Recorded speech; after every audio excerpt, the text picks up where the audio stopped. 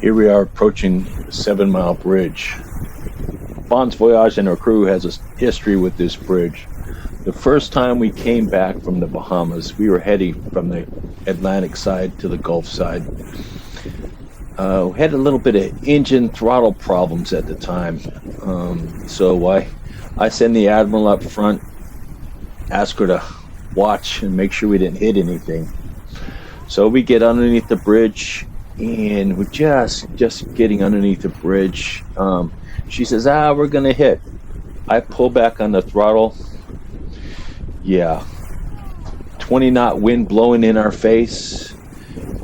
The tide's going back out. We wound up sideways underneath that bridge, no control, nothing, blowing us back into the Atlantic side, shallow water. I'm trying to figure out what the heck to do. Finally, we get the sails back out, and I'm able to sail off the perilous. But we made it, and we figured out what's going on with the throttle eventually. I guess that chapter is probably going to be rewritten again and again.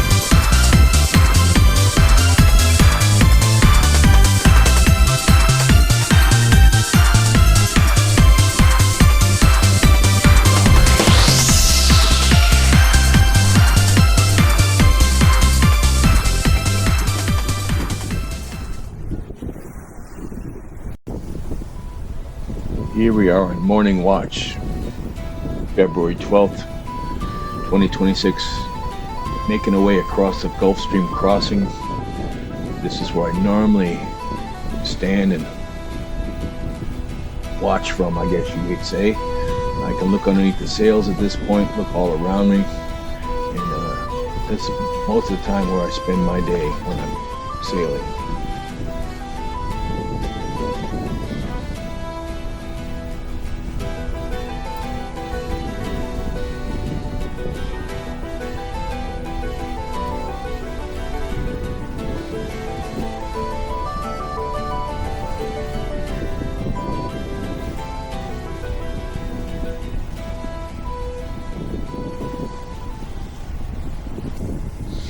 Here we are pretty much in the middle in the high-speed portions of the Gulf Stream, and there where I was pointing to, you see a little dot off in the horizon. Well, those little dots move very, very quickly. That's a freighter coming my way, and by the cull regs, collision regulations, I have the right of way in this situation. I am sailing, I am to his starboard, and every right should go to me. But this guy is probably asleep at the wheel. You'll see in a minute here where he's going and how close we really got. I had to actually turn to the north to avoid him. This looks like what I'm turning right now, to the north. I can stand it in my companionway there with a remote control and just steer the boat. So that's what I'm doing at this point, because he's getting a little too close for me. And I'm going to try to speed up this video so it's not quite as long, but you'll see how doggone close he got. And I don't know if he was going to hit me, but he would have gotten awfully close here.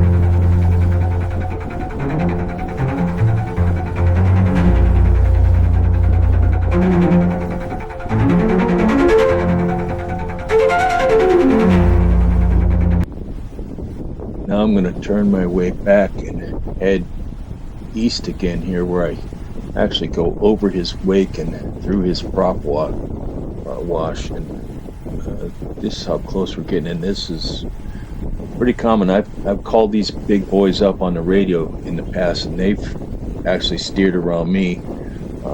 Luckily enough, well, this was a smaller one, so we could get around each other pretty easily.